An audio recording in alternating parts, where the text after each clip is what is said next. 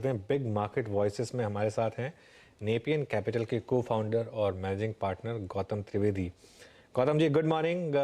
सबसे पहले तो आवाज़ के दर्शकों के साथ जुड़ने के लिए शुक्रिया। कैसे रीड कर रहे हैं आप मार्केट को?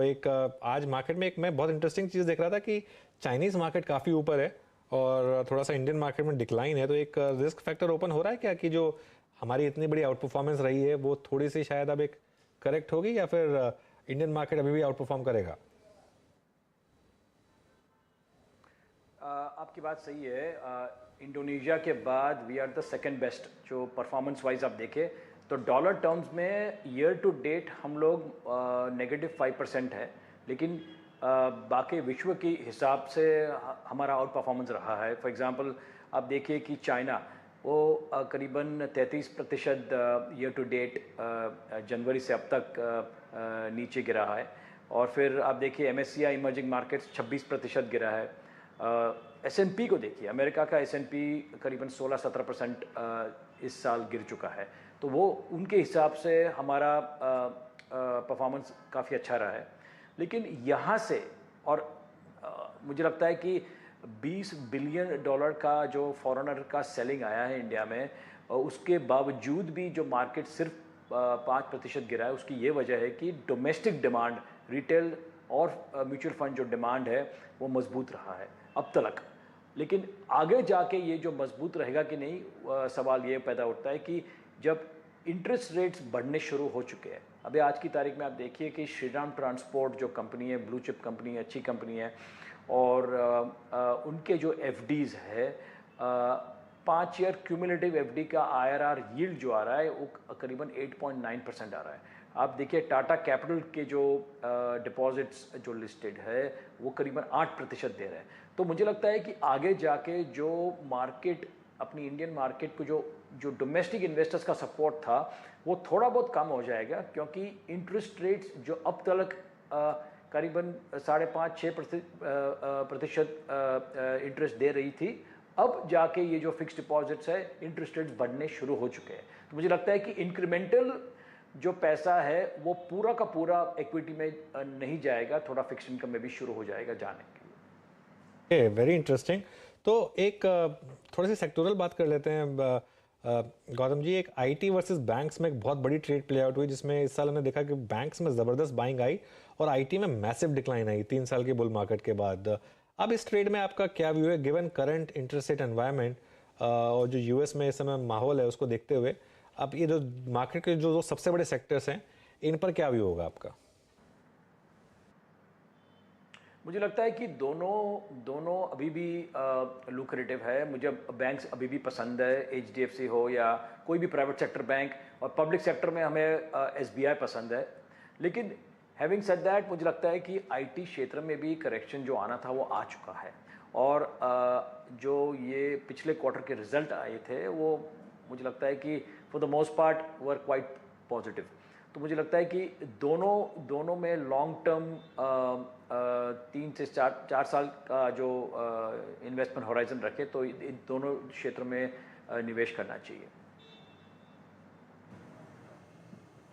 ओके, तो आपने अगर आप देखिए बैंक से अपना गौतम जी व्यू रखा। गौतम जी, एक दो स्पेस और देखिए, अब यहाँ पर क्योंकि हमने चाइनीज़ मार्केट की अगर आप देखें पिछले 2 दिन की तेज़ी पर फोकस किया, बात करी आपने कि I think interest rate scenario और आज के चलते अगर आप देखें पॉसिबली अगर आप देखें जो रिटेल का पैसा मार्केट्स को चीज़ कर रहा था उसकी तीव्रता में थोड़ा धीमापन आ जाएगा, ये आपका व्यू है। तो ऐसे में सर कुछ ऐसे स्पेस जहां पे प्रॉफिट्स को कैश में कन्वर्ट करना चाहिए एज ए इन्वेस्टर, वो कौन से होंगे? मैं सिर्फ एक इंस्टेंस के तौर पे कह रहा हूं। अभी कुछ देर पहले आपके आने से पहले सर हम सीमेंट पे बात कर रहे थे। सीमेंट ऐसे भागा पिछले 4 महीने में due to this I think M&A activities, जितना मेरे ख्याल से शायद 2 साल में भी नहीं भागता था। आपका व्यू क्या कहता है सीमेंट स्पेस में? आप क्या प्रॉफिट्स को कैश में कन्वर्ट करना चाहिए या फिर अभी चेस करें इसको? मुझे लगता है कि सीमेंट स्पेस में थोड़ा भी आज की तारीख में ओवर सप्लाई है, नंबर 1। नंबर 2, इसमें ये भी प्रॉब्लम है कि जो कुछ जो प्लांट्स NCLT में है, जो कंपनीज NCLT में या बैंक्स के कंट्रोल में आ चुकी है, और जो सीमेंट कंपनीज के एसेट्स को बेचना शुरू करेंगे, उसमें जो यूटिलाइजेशन लेवल्स थे वो अब तक करीबन 30 या 40% थे, और उसमें पैसा बन नहीं रहा था। तो मुझे लगता है कि जो M&A शुरू हुआ है, mergers and acquisition, cement industry में कंसोलिडेशन जो शुरू हो चुका है, मुझे लगता है वो करीबन अगले 2 या 3 साल तक जारी रहेगा। और उसमें जो अंडर परफॉर्मिंग सीमेंट एसेट्स है उनकी कैपेसिटी यूटिलाइजेशन आफ्टर एक्विजिशन बढ़ सकती है, बढ़ेगी, क्योंकि एक्वायरर को तो वही उम्मीद होगी कि भाई जो 30 से 40% प्लांट की कैपेसिटी यूटिलाइजेशन आज की तारीख में चल रही है उसको अभी डबल कैसे करें। तो मुझे लगता है कि आज की तारीख में सीमेंट का जो डिमांड है वो अच्छा है, लेकिन सप्लाई मुझे लगता है अभी भी ज़्यादा है डिमांड से, और ज़्यादा रहेगा, क्योंकि जो अंडर परफॉर्मिंग जो प्लांट्स है they will come on stream, and जो भी एक्वायर करेगा वो वहाँ पे भी कैपेसिटी यूटिलाइजेशन इंप्रूव हो जाएगी। उसकी वजह से मुझे लगता है कि प्राइसिंग पर प्रेशर रहेगा। और जो आप देखिए कि आज की तारीख में हाउसिंग इज़ करीबन 65 से 70% हाउसिंग का डिमांड होता है, और हाउसिंग में इम्प्रूवमेंट शुरू हो चुकी है, लेकिन सिर्फ अर्बन हाउसिंग डिमांड को देख के मुझे लगता है कि सीमेंट पे व्यू नहीं ले सकते हम लोग। अपने को रूरल और सेमी अर्बन में भी देखना चाहिए, और वहाँ पे आज की तारीख में हालत इतनी इम्प्रूव नहीं हुई है। और जब तक वो नहीं होता है मुझे लगता है कि सीमेंट का जो डिमांड है वो स्टेडी स्टेट रहेगा, लेकिन मुझे लगता नहीं है कि डिमांड ज़बरदस्त बढ़ेगा अंटिल सेमी अर्बन और रूरल में demand for housing improves. Okay, cements पे आपका एक, अगर आप देखें, बहुत एक क्लियर व्यू मैंने सुना सर। अब आते हैं एक और दो स्पेस पे जहाँ पे पैसा बना और अभी तक बन रहा है, और इस बार की जस्ट मैं सामने रखना चाहूँगा L&T की earning. Sir I am talking about capital goods. अच्छे नंबर्स थे यहाँ पे, MNCs ने अगर आप देखें अच्छा पैसा बना के दिया, L&T ने काफ़ी अच्छा पैसा बना के दिया। L&T के नंबर्स काफ़ी स्ट्रॉन्ग थे एक क्वार्टर में। आप देखिए, अगर स्ट्रॉन्ग ऑर्डर इनफ्लो को लेकर अगर आप देखिए, कमेंट्री उनकी बहुत स्ट्रॉन्ग थी।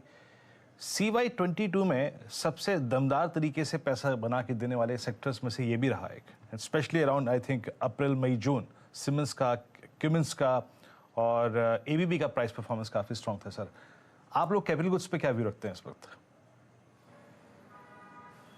नहीं, मुझे लगता है कैपिटल गुड्स जो इतने सालों तक कुछ कर नहीं पाया था, L&T को भी आप देखिए पिछले करीबन 5 साल, ये वर्ष शुरू होने के पहले के 5 साल मैं देख रहा हूँ कि L&T में के स्टॉक में कुछ मतलब बड़ा अप्रिसिएशन हुआ नहीं। तो मुझे लगता है कि शायद अब ये इस साल से जो मूवमेंट शुरू हो चुका है कैपिटल गुड्स में, वो मुझे लगता है थोड़ी और देर चलेगा।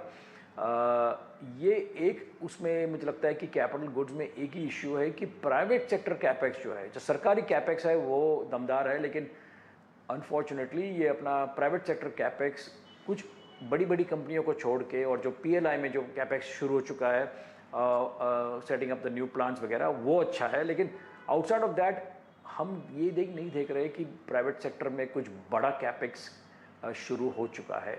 जो मुझे लगता है कि यहाँ से जो कैपिटल गुड्स कंपनीज है उनके शेयर में बढ़ावा वही तभी आएगा जब प्राइवेट सेक्टर कैपेक्स बड़े पाए पे शुरू होता है। ऑफ कोर्स जो हमने सीमेंट की बात की, तो सीमेंट कंपनीज ने तो हर एक सीमेंट कंपनी ने तो मुझे लगता है कि कैपेक्स बढ़ाने का और कैपेसिटी बढ़ाने का प्लान घोषित कर चुके हैं वो लोग, लेकिन सिर्फ उससे मुझे लगता है कि कैपिटल गुड्स का डिमांड नहीं बढ़ेगा, और कंपनियां जो है उनको भी कैपिटल गुड्स या कैपेक्स करना पड़ेगा, तब जाके कैपिटल गुड्स मुझे लगता है कि इम्प्रूव होंगे। ओके गौतम जी, बहुत बहुत शुक्रिया आप इस कार्यक्रम में शामिल हुए। बाजार पे आई थिंक मैक्रो फैक्टर्स पे और सेक्टर स्पेसिफिक आपने व्यू शेयर किए। सर बहुत बहुत शुक्रिया इस कार्यक्रम में शामिल होने के लिए। निकट भविष्य में आपसे फिर बात होगी, मुलाकात होगी, उम्मीद करते हैं। तब तक निफ्टी